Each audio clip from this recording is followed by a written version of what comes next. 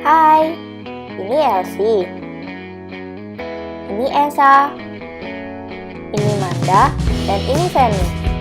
Mereka adalah mahasiswa dan mahasiswi Teknik Industri Macung. Melalui video drama ERP ini, mereka akan menjelaskan apa sih ERP itu. Pertama, kita akan menjelaskan mengenai konsep dasar dari ERP. ERP merupakan Enterprise Resource Planning, yang merupakan software inti yang digunakan oleh perusahaan untuk mengkoordinasikan informasi di setiap area bisnis. Selanjutnya, di dalam ERP terdapat bisnis proses dan bisnis function. Bisnis proses merupakan kumpulan aktivitas yang memerlukan input dan menciptakan output yang memberikan manfaat bagi konsumen. Bisnis function merupakan aktivitas yang spesifik dari bagian operasi fungsional. Bisnis function terbentuk dari beberapa bisnis proses.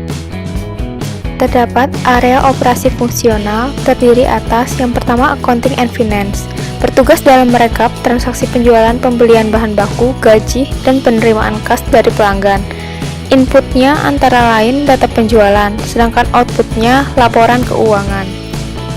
Terdapat human resource, bertugas merekrut, melatih, menilai, dan memberikan kompensasi karyawan dengan menggunakan perkiraan penjualan yang dikembangkan oleh masing-masing departemen untuk merencanakan kebutuhan.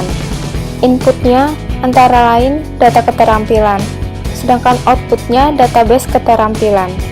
Selanjutnya, supply chain management, bertugas dalam bidang manufacturing, production, serta purchasing material.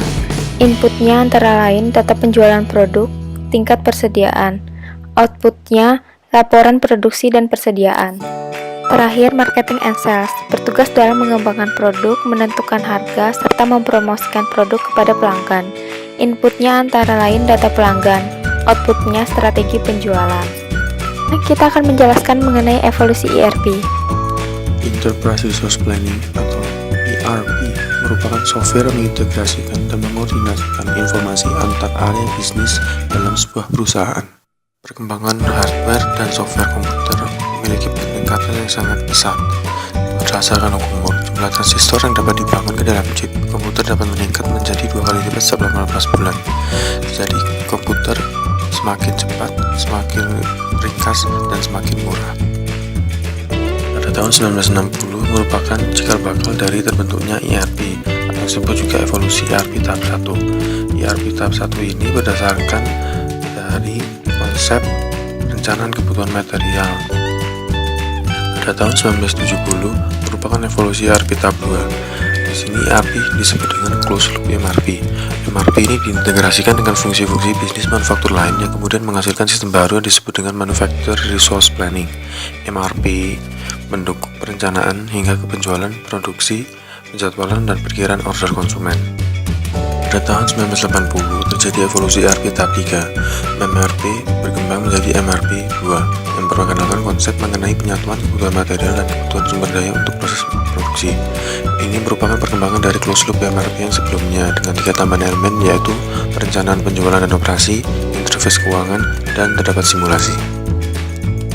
Evolusi ERP tahap 4. Pada awal tahun 1990, MRP 2 menjadi sebuah sistem dengan skop yang lebih luas yang kemudian dikenal dengan ERP. MRP 2 menjadi diperluas seperti terdapat tambahan proses bisnis diantaranya seperti rantai pasok.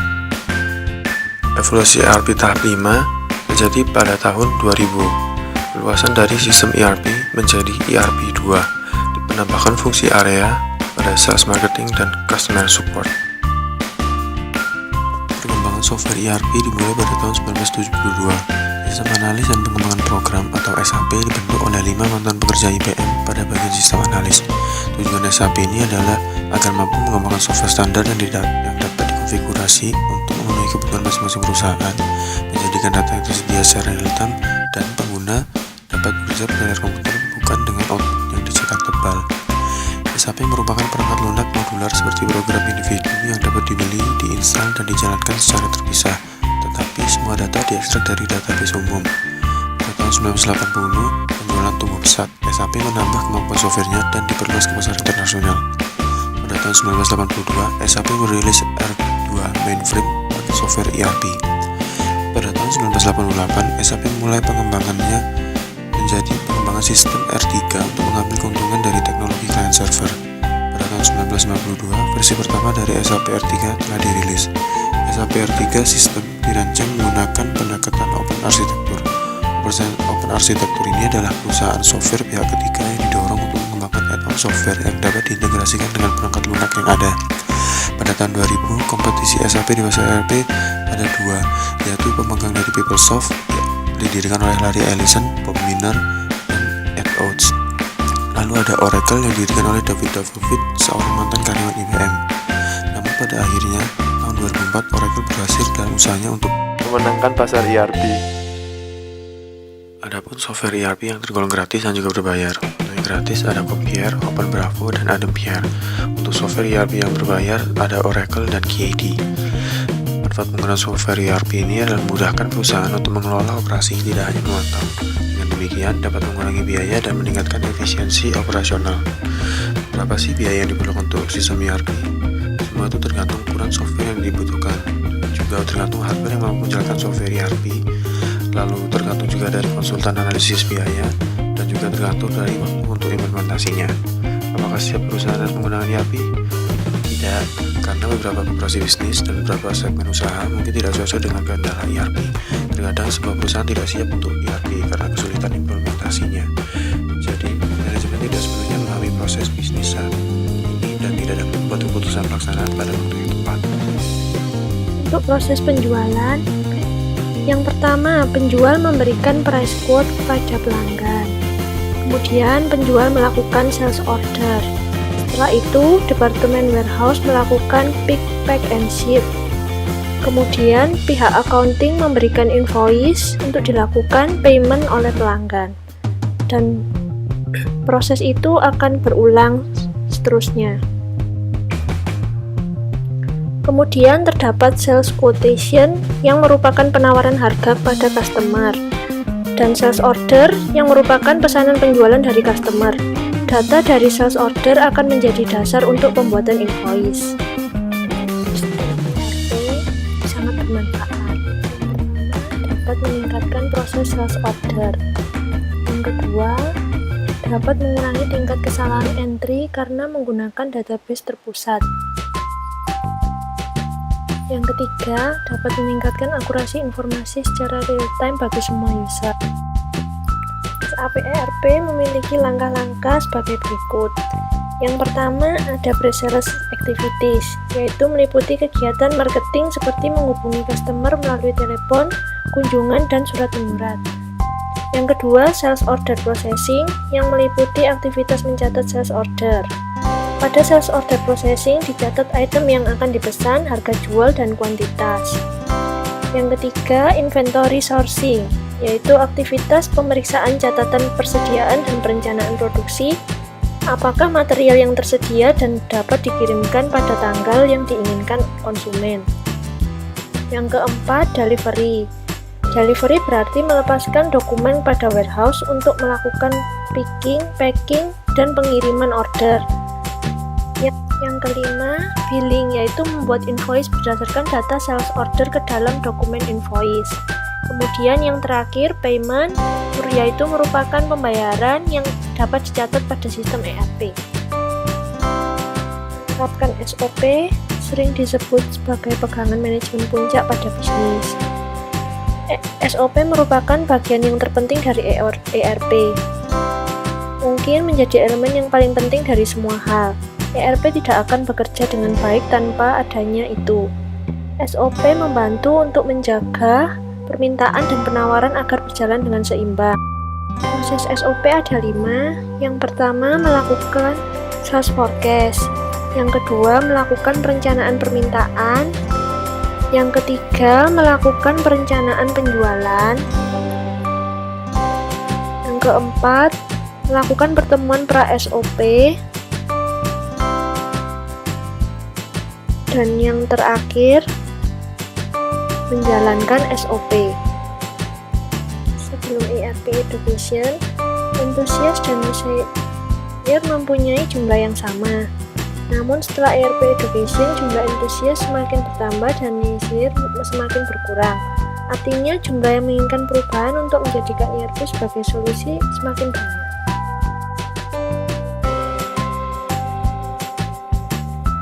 Di dalam ERP Education juga terdapat ongoing education, yaitu pendidikan awal bagi orang-orang yang baru masuk perusahaan dan pendidikan penyegaran bagi karyawan lama.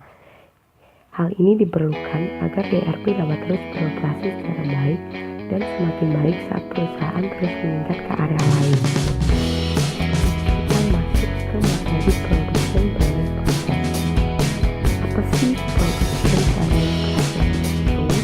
Production planning process atau perencanaan produksi adalah karyawan yang berinteraksi dengan sistem persediaan dan sales market untuk menentukan berapa banyak yang akan kita produksi dalam implementasi ERP atau planning planning terdapat dua unsur utama. Yang pertama adalah company wide implementation, yaitu berdasarkan jumlah proyek perusahaan, semua fungsi ERP harus diterapkan dan waktu penerapan berkisar 1-2 tahun. Yang kedua adalah fixed ERP implementation yang terbatas pada satu atau beberapa pareto pada lini produksi yang memiliki dampak tinggi dan waktu penerapannya yaitu 3-5 bulan. Kemudian ada juga first cut education yang berarti manajer operasi dari dalam perusahaan harus belajar secara umum bagaimana enterprise resource planning bekerja, bagaimana pengoperasiannya, dan apa aja yang diperlukan untuk menerapkan dan menggunakannya dengan benar. Di sini juga terdapat cost benefit analysis, yaitu suatu proses untuk menghasilkan dokumen tertulis yang digunakan dalam merinci biaya pelaksanaan dan manfaat dari operasi ERP dan dapat menghasilkan keputusan resmi apakah iya atau tidak untuk melanjutkan dengan menggunakan sistem ERP. Dalam ERP itu sendiri terdapat kategori cost ABC. Di sini A berarti orang, yang termasuk di sini biaya untuk tim proyek, yang biasanya pemimpin proyek diidentifikasi dengan individu segmen bisnis. Pendidikan termasuk perjalanan dan penginapan, bimbingan profesional, dan kenaikan gaji tidak langsung. Sedangkan di sini B adalah data, yaitu persediaan catatan akurasi atau biaya yang terkait dengan tanaman, redesign, dan biaya siklus perhitungan, biaya material akurasi, routing akurasi, dan unsur-unsur lain dari data. Kemudian C berarti komputer, yang termasuk dalam kategori biaya adalah hardware komputer baru yang diperlukan khusus untuk ERP, sistem orang, dan yang lain untuk mengkonfigurasi dan meningkatkan perangkat lunak ERP, menginstal perangkat lunak, antarmuka perangkat lunak yang dibeli, membantu dalam pelatihan pengguna, mengembangkan dokumentasi, dan memberikan pemeliharaan sistem. Kemudian ada 7 keuntungan dalam implementasi penggunaan ERP. Yang pertama adalah reduce inventory dan reduce expenses. Reduce inventory di sini adalah manajemen penyimpanan yang efektif, dan reduce expenses adalah kemampuan yang ditingkatkan untuk mengelola perubahan jasa. Yang kedua adalah mengurangi biaya kualitas. Yang ketiga mengurangi pengiriman premium, baik riset maupun tidak riset. Yang keempat adalah penghapusan persediaan fisik harian. Yang kelima adalah lantai ruang berkurang. Yang keenam arus kas yang lebih baik. Dan yang terakhir adalah peningkatan produktivitas tenaga kerja secara tidak langsung. ERP akan membantu tidak hanya pada rekan produksi langsung untuk menjadi lebih produktif, tapi juga pada orang-orang rekan produksi yang tidak langsung. Dalam pengimplementasian ERP terdapat go or no go decision. Go or no go decision berdasarkan hasil cost benefit analysis.